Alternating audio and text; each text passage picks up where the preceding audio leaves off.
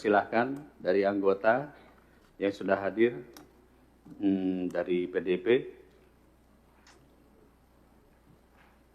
Pak Dedi. Ya, pimpinan, terima kasih. Sebelum saya mulai pertanyaan, mungkin saya ingin kepastian saja bahwa seluruh anggaran yang dibutuhkan untuk PSU menjadi beban kabupaten, kota, dan provinsi ya Pak. Tidak ada tanggung renteng pemerintah pusat. Semuanya dari daerah. Izin Pak mic-nya Pak. Per hari ini hanya Pasaman dan Bovendigul yang minta waktu untuk mereka melakukan adjustment lagi. Seperti Pasaman itu anggarannya 1,4 triliun Pak APBD-nya Pak. Intinya kan Pak Menteri bahwa anggaran untuk PSU ini semua menjadi tanggung jawab daerah ya. Kan itu nih kesimpulannya. Ya, Itu Pak. skenario kami yang paling utama. Oke, baik. Yang kedua pertanyaan saya, mungkin ini mohon maaf Ketua, interaktif aja. Total seluruhnya defisit berapa Pak?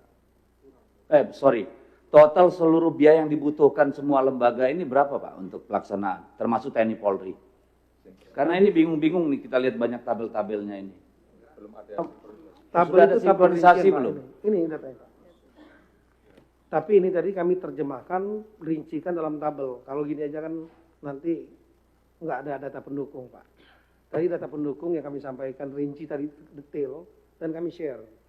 Tapi ini kami sudah rekap secara seluruhnya ya, seperti ini. Jadi KPUD 429 sekian miliar, Bawaslu daerah 1,8 miliar, TNI 38 miliar, Polri cuma total 719 miliar. Oke, Bapak Bawaslu dan Pak KPU ini mendekati nggak angkanya dari Pak Menteri? Ini kayaknya masih angka lama ini. Karena KPU dari 429 sudah turun jadi 392. Ini data Oh, plus yang dua Iya, tambahan ya. Untuk KPU plus 2 yang kotak kosong menang, diulang. Jadi KPU berapa Pak? Bisa catat Pak? Total biaya yang dibutuhkan Pak? 392.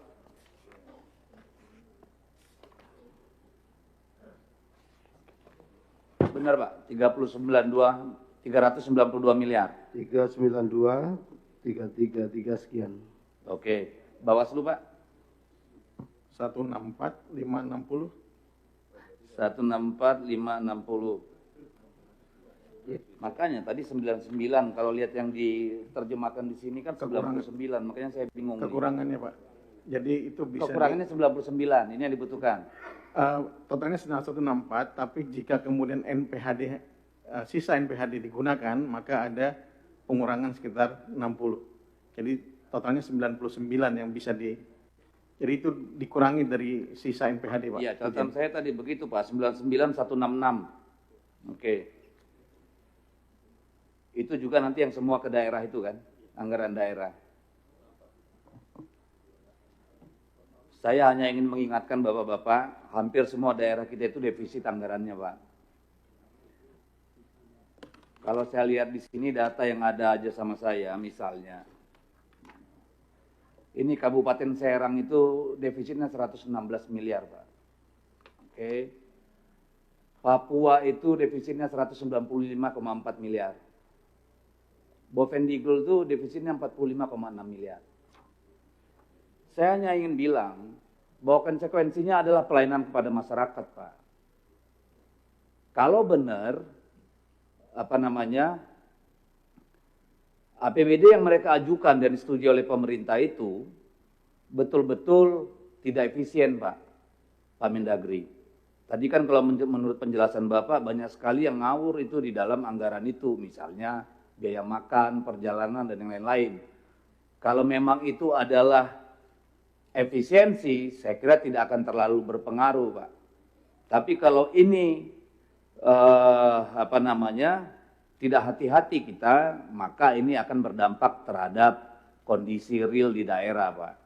Apalagi kalau dia gede, Pak. Ya. Kemudian saya ingin mengingatkan bahwa ada potensi untuk gugatan ulang dan PSU, Pak. Bisa 1 kali, bisa 2 kali, bisa 3 kali. Bisa macam-macam karena kita nggak ngerti ini MK sekarang kayak apa. Yang digugat sengketa hasil, yang keluar diskualifikasi misalnya. Ini kan sudah nggak ada yang bisa kita tebak lagi ini ke depan. Jadi tentu harus memperhitungkan memitigasi resiko itu, Pak. Kalau Provinsi Papua diulang lagi, Pak, misalnya tingkatnya provinsi ini, nggak gawat kita.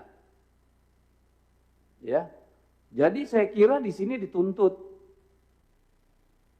komitmen kita untuk betul-betul menghadirkan pemilu yang demokratis, jurdil, bersih gitu ya.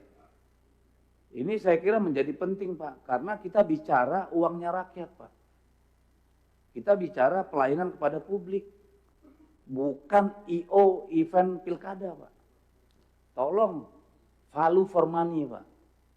Jangan kita membebani rakyat kita karena keteledoran pelaksana, pengawas, dan peserta pemilu, Pak. Tolonglah jangan main-main dengan persoalan ini. Karena bayangkan sekarang CPNS ataupun P3K aja nggak jelas nasibnya, Pak. Kita buang-buang uang untuk PSU lagi. Di mana kita ini punya tanggung jawab? Jadi tolonglah perhatian terhadap hal itu, Pak. Yang ketiga, pertanyaan saya, apakah ini hari libur, Pak? Yang bukan Sabtu Minggu nanti.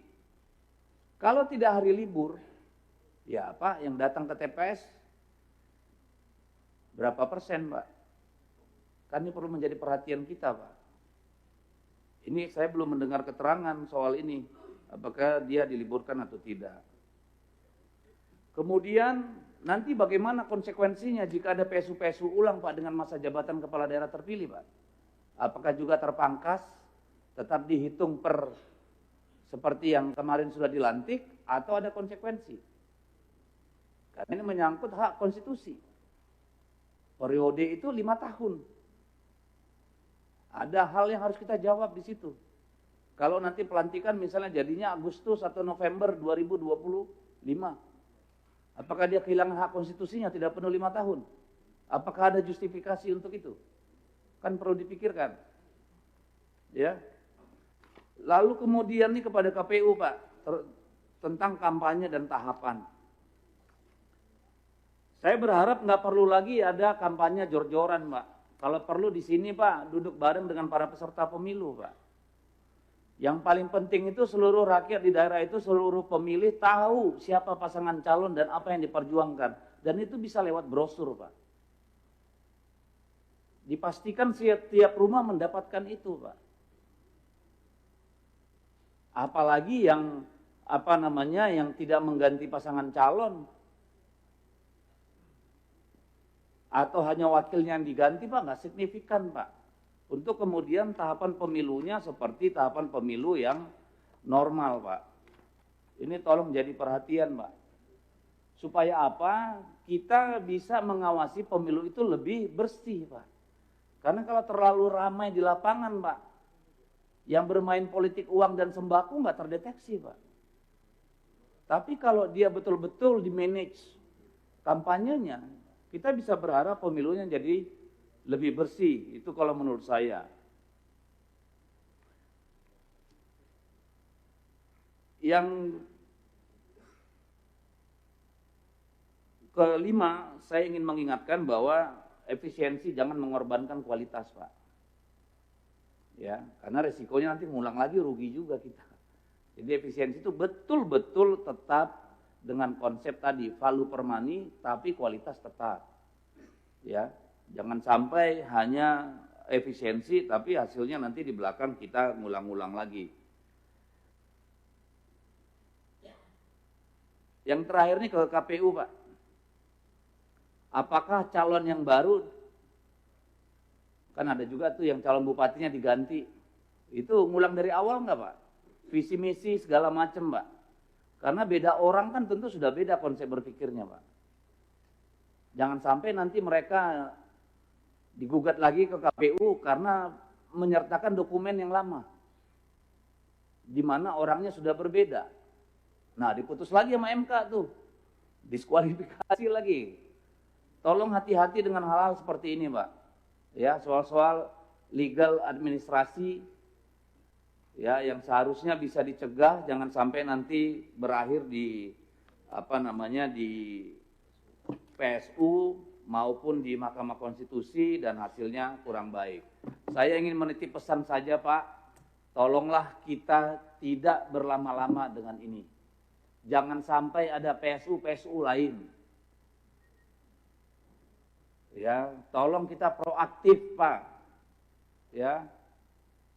Saya minta tolong sangat ini, Pak. Juga tolong disampaikan kepada TNI Polri. Ya. Kalau Bawaslu tidak mampu menjaga semua teritori, apakah itu TPS maupun desa kelurahan, tolong dipastikan, Pak, kita nggak ada PSU-PSU-an lagi, Pak. Ya, karena setiap PSU itu artinya mengambil haknya rakyat, Pak. Mengurangi pelayanan publiknya, Pak. Ya. Saya kira itu dari saya, pimpinan. Terima kasih.